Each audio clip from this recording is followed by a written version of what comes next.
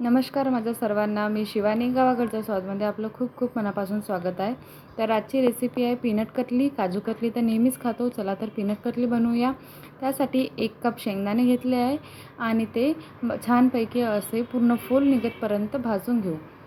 भाजून झाले की हाताने मॅश केलं की आपोआपच फूल निघूनच जातात म्हणा. मग अशा प्रकारे दाखवते मी. बघा अशा प्रकारे साफ केलेले आहे आणि त्याला पाकडून पूर्ण कचरा वगैरे त्याचा बाहेर काढून घेऊ.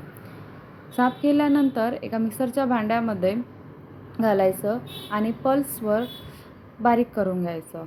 कंटिन्यू बारीक केल्याने पेस्टसारखं तयार होईल, पूर्ण असं चिकटसरपणा येईल त्याला, म्हणून पल्सवर थोडं थांबू बारीक करून घ्यायचं. बारीक करून झालं की छाननीने छानून घेऊ. जेही काही जाडसरपणा असेल ते बाहेर निघून जाईल.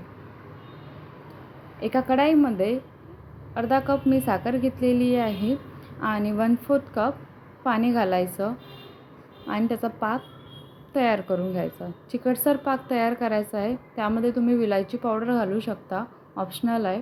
असा चिकटसर पाक तयार झाला बघा.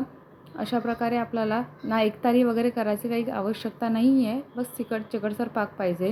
त्यामध्ये बनलेलं शेंगदाण्याचं कूट घालून घेऊ आणि सर्व एकत्र करून घेऊ. बघा मिक्स करूया अशा प्रकारे आणि गॅसची फ्लेम कमी ठेवायची आहे. त्यामध्ये आपण 2 ते 3 चम्मच मिल्क पावडर घालूया आणि ते पण मिक्स करून घेऊ.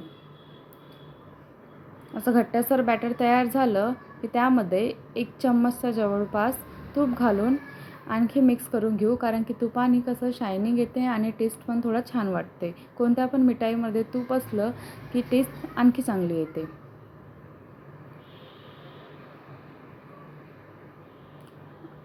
बॅटर तयार झालं आहे आणि गॅस बंद केली आहे. एका बटर पेपरवर तूप लावून घ्यायचं आणि थंड होण्यासाठी हाताने असं थोडं मॅश केलं उलटपालट की थंड होऊन जाईल. त्यावर दुसरं एक बटर पेपर ठेवत आहे मी आणि लाटून घेत आहे. अशा प्रकारे लाटून झालेला आहे. त्यावर तुम्ही सिल्वर फॉईल लावू शकता, सिल्वर वर्क लावू शकता, नाहीतर ड्रायफ्रूट्सनी पण गार्निश करू शकता. माझ्याकडे होतं तर मी लावून घेतले आणि त्याचे छोटे छोटे पीस कट करून घेऊ. तुम्हाला ज्या आकारात हवे असेल त्या आकारात तुम्ही कट करू शकता.